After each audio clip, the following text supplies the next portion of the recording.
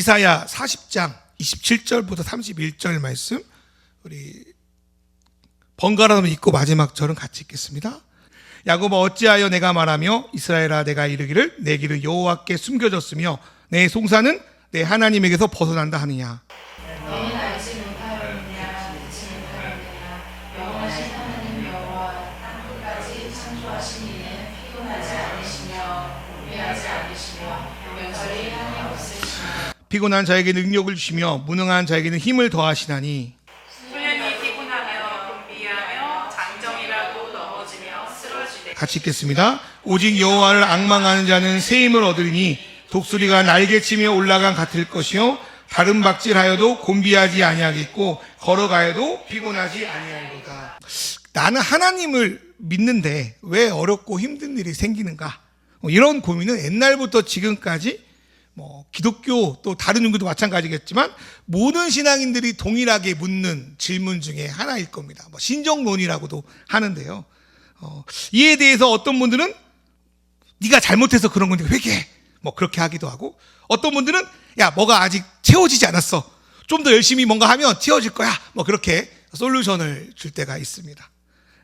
그러나 이 문제는 신앙인이라고 하면 누구나 겪는 성장통과 같기도 하고, 이 문제를 어떤 방식으로 넘어가냐에 따라서 내 신앙의 방향과 성장도 달라지는 것 같습니다. 이 벽 앞에서 실족하기도 하고 이 벽을 넘어서 어쩌면 더 깊은 신앙 안으로 들어가기도 합니다.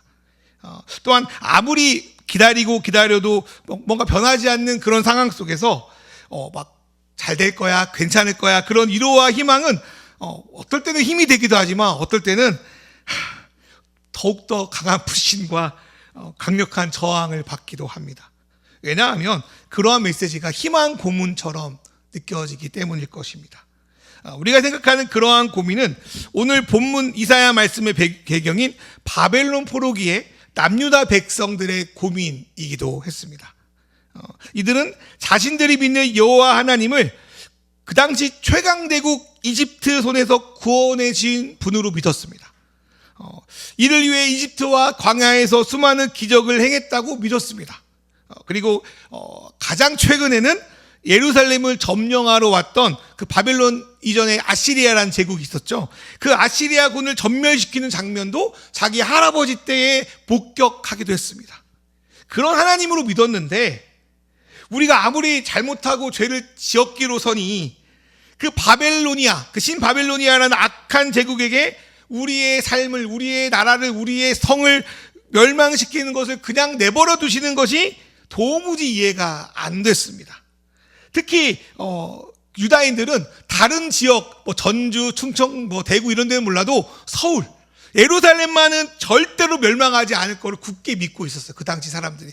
왜냐하면 그곳에 하나님의 성전도 있고 하나님이 모세의 언약궤, 그 언약궤도 있었기 때문에 다른 데는 몰라도 예루살렘은 절대로 파괴하지 못할 거야.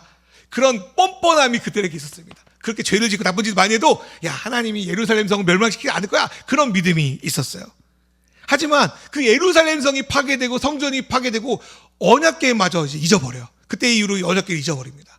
그래가지고 그 언약궤가 어디로 갔는가 고민하는 끝에 어떤 학설에 의하면 에레미야 선지자가 에집트로 끌려가거든요. 나중에 바벨로 끌려간 게 아니라. 그래서 그 인디아나 존스 여러분 기억나세요? 어릴 때 봤죠?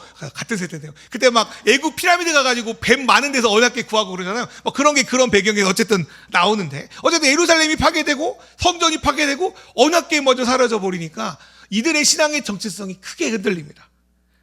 그 당시에 고대 국가는 국가 간의 전쟁을 신들의 전쟁이라고 생각했어요. 그래서 그 나라가 지는 거는 다름 아닌 그 나라가 믿고 있는 신이 지는 것과 진배가 없었습니다. 그런데 자신들이 전능하시고 유일하시고 영원하신 여호와 하나님 믿고 있는데 전쟁에서 졌어요. 그리고 아예 멸망까지 해버렸어요. 그러니까 이들에게는 신앙의 정체성이 흔들릴 만한 일이었던 거죠. 그런 의문 앞에서 보통 세 가지 답변을 할 수 있을 것 같아요. 첫 번째는 하나님 안 계신다. 믿어봤더니 아무 필요 없다. 그게 첫 번째 답이고, 두 번째는 하나님 계시는데 좋으신 분인데 하나님이 약해. 다른 신보다 약해서 그래. 두 번째. 세 번째는 하나님의 생각이 우리 생각과 다르다라는 겁니다. 오늘 말씀 이사야는 그 마지막 세 번째 경우를 두고 말씀을 하는 것 같아요. 첫 번째로 어떤 말씀을 하냐면 우리는 하나님을 헤아릴 수 없다, 이해할 수 없다가 첫 번째입니다. 오늘 말씀은 어떤 말씀이 떠오르냐면 욥기의 말씀이 떠오릅니다. 욥이라는 사람은 성경에 보니까 아무런 잘못도 하지 않았어요. 오히려 좋은 일을 많이 하고 살았어요. 그런데 갑자기 감당할 수 없고 이해할 수 없는 고통 가운데 생깁니다. 모든 자녀, 모든 재산, 신분을 다 잃어요. 욥은 하나님께 말합니다. 하나님, 저 아무런 잘못 없는데 왜 저에게 이런 일이 생깁니까? 하나님 답변해 주십시오. 그 답변을 요구한 욥에게 하나님이 답변하시는데 오늘 말씀의 내용과 욥에게 하나님이 하신 말씀의 내용이 비슷합니다.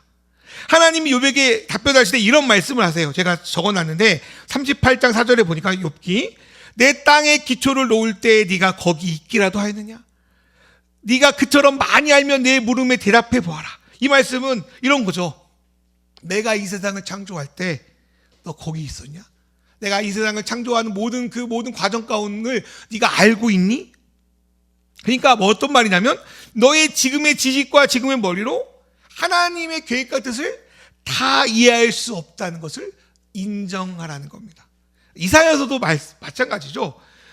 오늘 이사야서 40장 13절 세 번역으로 읽어드리면 누가 주님의 영을 헤아릴 수 있으며 주님의 좋은 자가 되어 그를 가르칠 수 있느냐?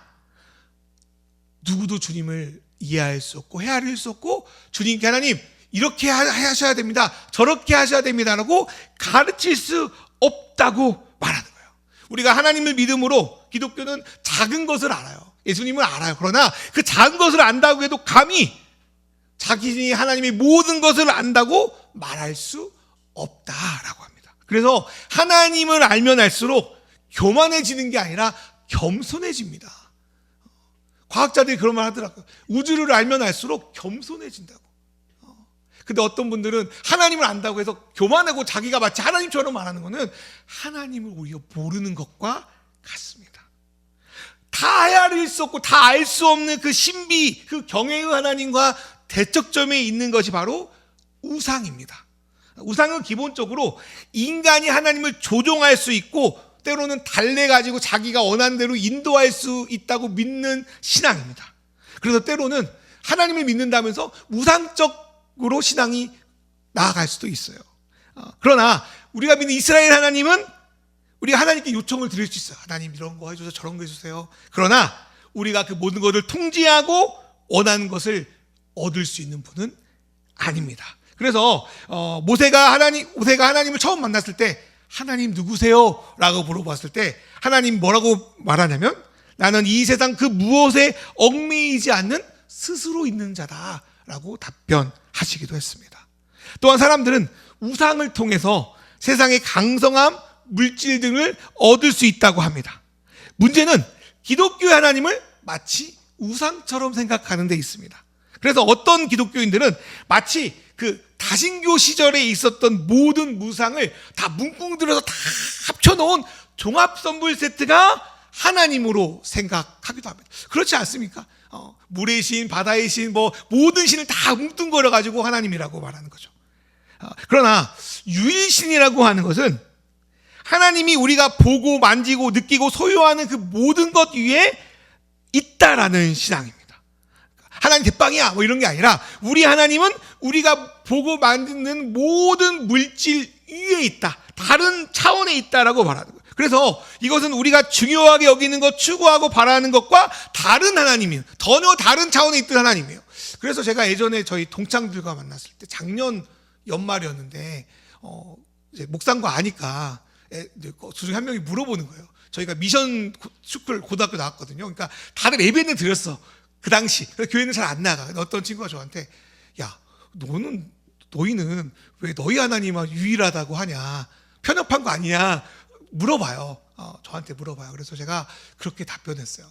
우리 유일신을 믿는 거는 우리가 대빵이야 이런 게 아니라 모든 것 위에 하나님이 있다는 거야. 그러니까 하나님 모든 것 위에 초월한 거야. 그래서 네가 가난하고 네가 부유하고 네가 어떤 인종이고 뭘 하든지 하나님은 거기에 얽매이지 않으셔.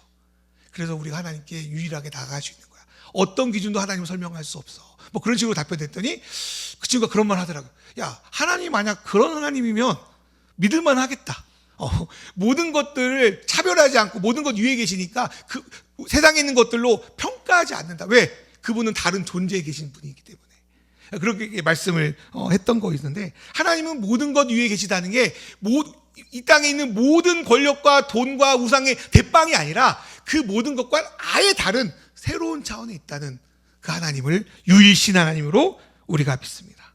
그러니까 세상에서 신이라고 하는 것, 우리가 우상을 섬기고 뭐 무슨 상을 섬기지 않지만 우리 안에 우상이 참 많잖아요. 우리 안에 참 우상, 뭐가 최고야, 이거 없으면 죽겠어, 수많은 우상들이 있는데, 우리가 가장 중요하고 우리가 추구하고 바라는 그 모든 것 위에 끝판왕이 아니라 다른 차원의 하나님이 계시다. 그건 다른 말로 하나님이 추구하는 생각과 우리가 바라고 원하는 것들이 완전히 다르다라고 말할 수 있겠습니다. 두 번째로 기독교 하나님은 앞에도 말했지만 우리가 가르치거나 조종할 수 없는 하나님입니다. 우리가 이사야 40장 14절 말씀 세 번역으로 읽어드리며, 그가 누구와 의논하시는가? 누가 그를 깨우쳐드리며 공평의 도리를 가르쳐드리는가? 누가 그에게 지식을 가르쳐드리며 슬기로운 처세도를 가르쳐드리는가? 우상에 대한 두 번째 생각은 사람이 신을 조종할 수 있다는 생각이거든요. 이러한 모습은 거의 모든 종교에서 나타나고, 안타깝지만 앞에도 말했지만 이런 식으로 기독교를 이해하는 분들도 계십니다. 그래서 이들의 모습은 다르지만 저마다 다른 방식으로 신을, 어떤 진리를, 힘을 길들이려 합니다. 화려한 제사를 드리거나 어떤 특별한 어떤 물건, 공양을 드리거나, 아니면 때론 열심히 봉사하면서 내가 이렇게 정성을 들이면 신이 내 뜻대로 뭔가를 해주겠지라고 생각합니다. 고대에 우상을 만드는 이유도 신이 우상을 통해서 자기의 소원을 들어주길 바랬기 때문입니다. 고대에서는 그리스 신화도 그렇지만 우상을 신의 아바타로 여겼대요. 신의 아바타로. 그래서 땅에서 우상을 만들면 신이 그 우상에 깃들어요. 그러니까 뭐 아폴로 신을 만들면 아폴론 신이 그 안에 깃드는 거예요. 그래가지고 그 신이 그 우상에 빌면 그 소원을 들어주고, 때로는 그 우상이 막 직접 움직여가지고 그 사람들의 소원을 들어준다고 생각했어요. 그런데 기독교의 하나님은 우상을 만들지 않아요. 우상을 통해 자기의 일을 보이지고 나타내지도 않습니다. 그래서 우상을 만들지 말라고 한 것이겠죠. 그게 이제 그 당시 다신교 사회에서 되게 이상하게 보였던 거죠. 참고로 말하면 우상은 신의 형상을 구현한 거잖아요. 그런데 하나님은 누구를 자신의 형상으로 만들었다고 합니까?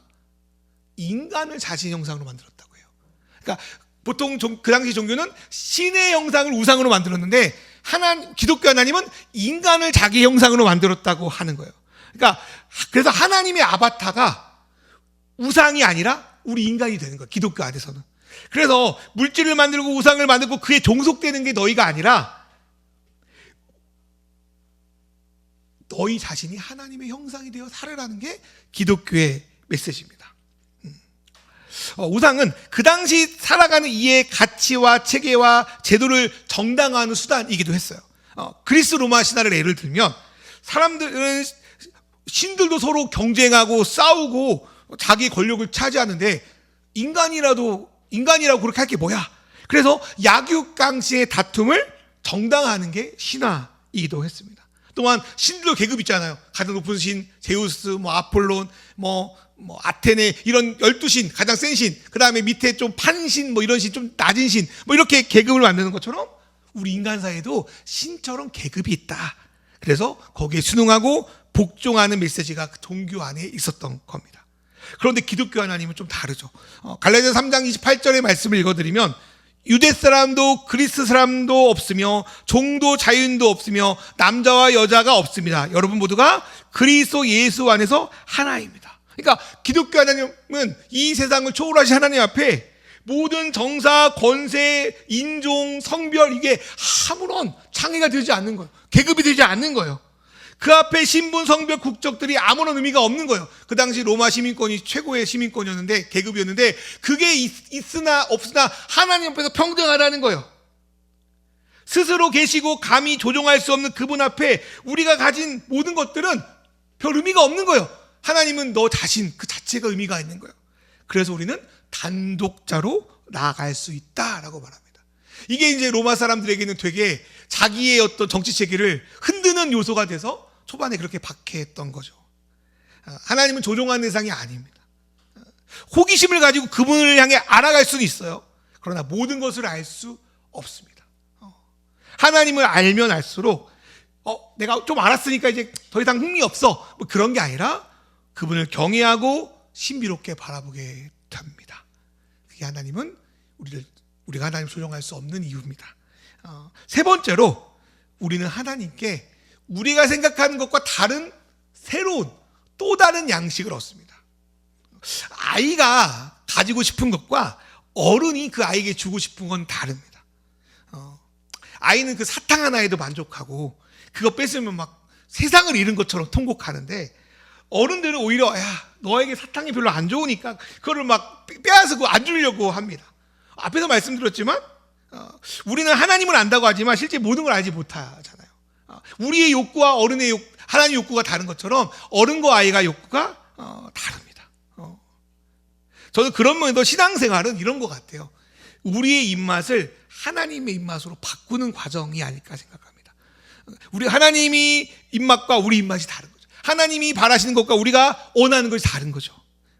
그래서 이사야 40장 28절의 말씀을 보면 이런 말씀이 있어요. 하나님은 피곤을 느끼지 않는다. 지칠 줄 모른다. 지혜가 무궁한다. 어떻게 하나님은 그럴 수 있는가? 또 물론 우리가 믿는 하나님은 먹을 필요도 없고 잠을 잘 필요도 없다고 성경에 써 있지만, 저는 그렇게 생각해 봤어요. 좀 불경할 수 있는데 하나님이 양식을 먹는다고 생각해 볼까요? 그 양식을 먹고 지치지 않고 피곤하지도 않는다고 생각해 봅시다.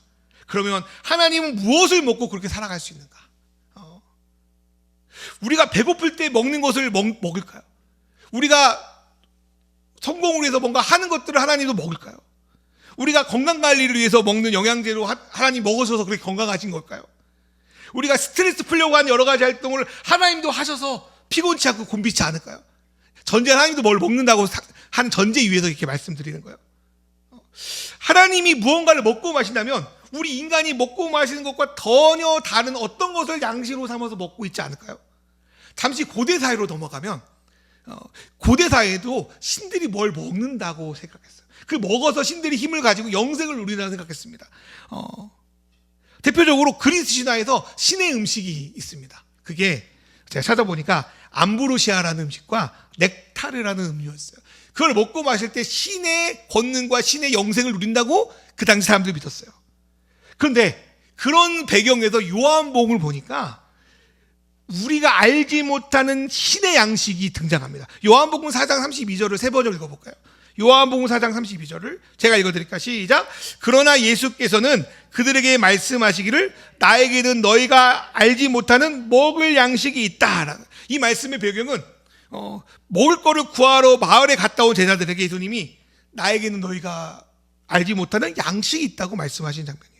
근데 그분의 양식은 우리가 생각하는 양식과 전혀 다른 거예요. 탄수화물, 지방, 단백질 이런 게 아니라는 거죠. 만약 예수님이 말씀하신 이 양식이 어떤 음식의 자료, 불고기, 피자, 음식의 다름을 이야기했다면 마태복음에서 예수님이 이런 말씀하시거든요. 무엇을 먹을까, 무엇을 마실까, 무엇을 입을까 걱정할 필요가 없다라고 하시는데 그 말씀 굳이 할 필요가 없었겠죠. 종류에 따라서 말하면 전혀 새로운 어떤 양식인 거예요. 물론 우리가 이 땅에서 생존하고 살아갈 수 있게 육적인 양식, 입을 것, 마실 것 필요하고 하나님이 그거 채워주신다고 말씀도 하세요. 그런데 예수님은 그래서 예수님이 이에 대해서 염려하지 말라고 합니다. 그런데 예수님이 진정 우리에게 주고자 하는 양식, 에너지는 우리가 생각하는 이 땅에 있는 것이 아니라 바로 하나님이 가지고 있는 신의 음료, 신의 음식, 에너지입니다. 저는 이거를 감히 좀 불경할 수 있는데 신의 음식, 양식이라고 말씀드리고 싶어요. 그래서 오늘 말씀 이사야 40장 28절에서 하나님은 피곤하지도 않고 지치지도 않는다고 말씀하시는데 29절에 뭐라고 써 있냐면 피곤한 사람에게 힘을 주시며 기운을 잃은 사람에게 기력을 주신다는 거예요. 이 말씀은 뭐냐면 하나님이 자기가 먹는 양식, 자기가 누리고 있는 그 피곤하지도 않고 지치지도 않는 것들을 우리에게 주셔서 우리도 피곤하거나 지치지 않게 하신다고도 해석할 수 있겠다 생각이 들어요. 저는 이 안에 신의 양식, 하나님의 양식에 대한 메타포가 있다고 여깁니다. 근데 이러한 모습이 어디에 등장하냐면 요한복음에 등장합니다. 예수님께서요 5,000명의 사람들을 배불리 먹이는 오병이의 기적을 광야에서 행했다고 말씀합니다. 그런데 예수님이 이제 그 자리를 피하셨는데 사람들이 예수님을 왕으로 모시기 위해서 그 먼 거리를 쫓아옵니다. 왜냐하면 예수님을 따라가면 이 땅에서 우리가 굶어 죽을 일 없겠다 해가지고 예수님을 추종하고 쫓아온 거예요. 근데 이들의 생각은 오병이어를 베푸신 예수님의 의도에서 완전히 비껴나 있었습니다. 요한복음 6장 55절 56절의 말씀을 보면 예수님 이런 말씀하세요. 내 살은 참 양식이고 내 피는 참 음료다. 내 살을 먹고 내 피를 마시는 사람은 내 안에 있고 나도 그 사람이 있다. 예수님은 오병이어의 기적을 통해서 예수 그리스도를 나오는 참된 양식과 음료가 무엇인지 깨달은 거예요. 그러니까 그리스도로 말하면 예수님의 살은 암브로시아고 예수님의 음료는 넥타르인 거예요. 예수의 살과 피를 먹고 마시는 게 하늘의 양식이다라고 주님이 말씀합니다. 그게 우리의 성찬으로도 이어지는데요. 그런데 군중들은 예수님의 살과 피에 별 관심이 없어요. 지금 먹고 사는 거에 지금도 먹고 사는 관심이 있으니까 그거 내달라고 하는 거예요. 근데 그 예수님이 이제 너희가 참된 양식, 내가 줄 건 양식은 오병이어의 그 양식이 아니라 그걸 통해서 나의 살과 나의 피를 마셔라. 여러분 이해하겠어요? 저도 가도 이게 무슨 말 하는 거야 이 사람이 그랬을 것 같아요. 그러니까 막 도무지 내가 어렵다 이해하지 못하겠다 해가지고 예수님을 따르는 사람들, 예수님을 따르는 그 군중들이 다 떠나가 버립니다. 이들에게 메시아는 땅의 양식을 주는 분이지 하늘의 양식을 주는 분이 아니었어요. 그들이 믿고 싶은 신은 땅의 양식을 주는 신이었습니다. 그래서 66절에 보니까 이 때문에 제자들 가운데 많은 사람이 떠나갔고 더 이상 그와 함께 다니지 않았다라고 말합니다. 하나님은 기독교 하나님은 우리에게 예수의 살과 피, 다른 음식 말로 신의 음식을 주심으로 우리가 보통 인간이 살아가는 방식과 전혀 다르게 신이 누리는 방식으로 먹고 마시고 누리고 신의 방향대로 살아가게 하셨다고 말합니다. 그게 기독교의 메시지입니다. 그래서 우리가 하나님의 은혜를 받는다는 것은 본질적으로 내가 고민하고 있는 재정이나 진로나 건강이 해결될 때 하나님의 은혜를 받았다는 것이 아니라 이 땅에서 얻는 것과 전혀 다른 하나님의 음식을 먹을 때 가능합니다. 기독교에서 매번 성찬식을 하는 이유도 우리는 이 땅에 비록 살지만 이 땅의 음식을 먹고 살지만 우리의 본질적인 힘은 이 땅의 음식이 아니라 하늘의 양식 예수를 먹고 마심으로 살아가는 존재라는 신앙의 고백이 담겨 있습니다. 그래서 결국 예수님이 주신다고 하늘의 양식은 예수님이 주신다고 하는 양식은 하늘의 양식, 자기의 몸과 자기의 피입니다.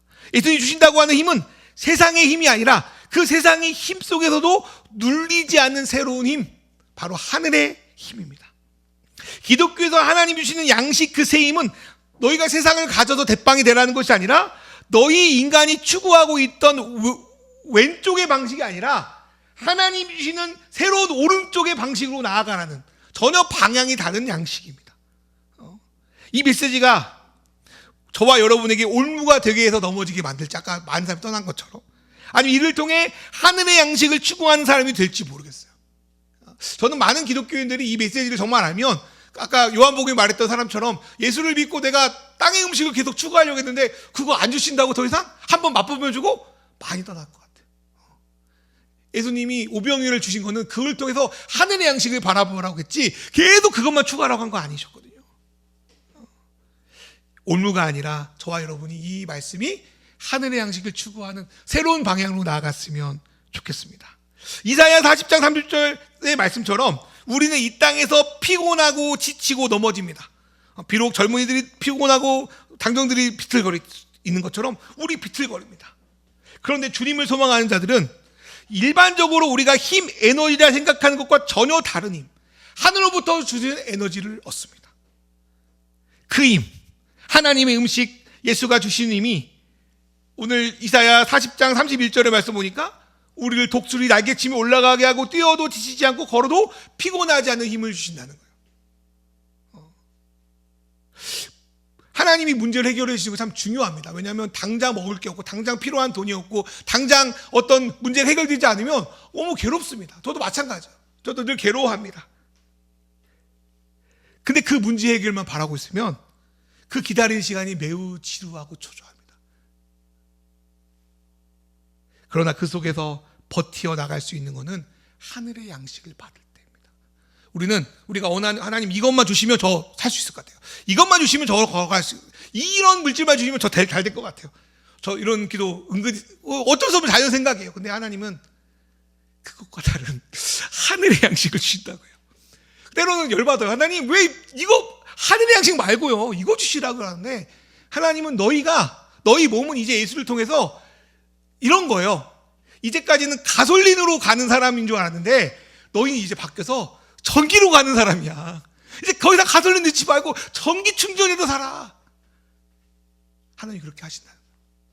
그런데 우리는 아직은 이제 주님이 오시지 않았으니까 우리가 약간 하이브리드 같은 사람이에요. 가솔린도 먹지만 전기로 먹고 사는 사람들.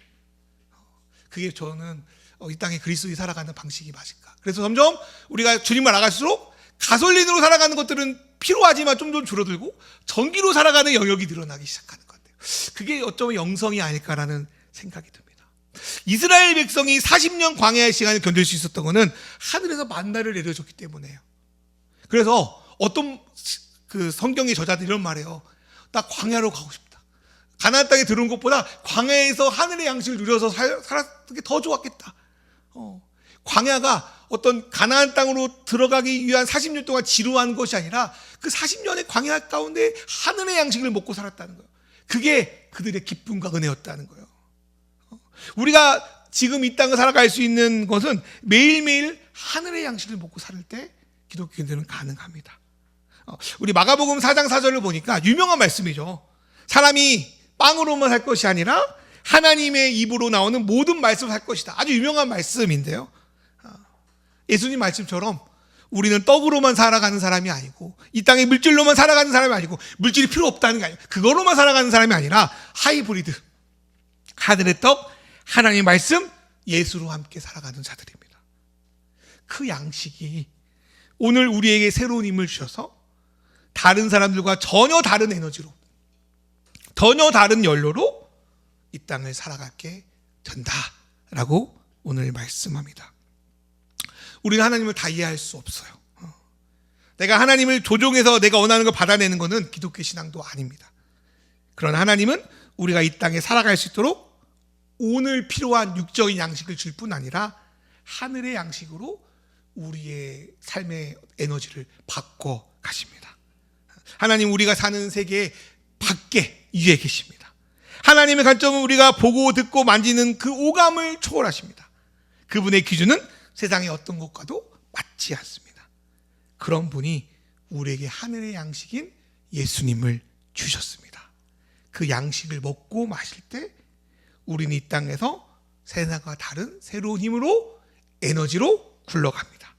그 양식은 그분과 하나 되는 것, 그분 속에 거하는 것, 그분을 사랑하는 것입니다. 그 양식이 오늘 예배 가운데 여러분 삶 가운데 날마다 차려지고 그 맛에 길들여지고 그 양분을 먹고 살아가는 저와 여러분 되었으면 좋겠습니다. 그래서 우리가 땅의 양식도 필요하지만 하늘의 양식을 먹어가는 그런 하이브리드 그런 신앙으로 나아가는, 그래서 점점 하늘의 양식으로 내 삶을 계속적으로 바꿔가는 저와 여러분 되기를 주님의 이름으로 소망합니다.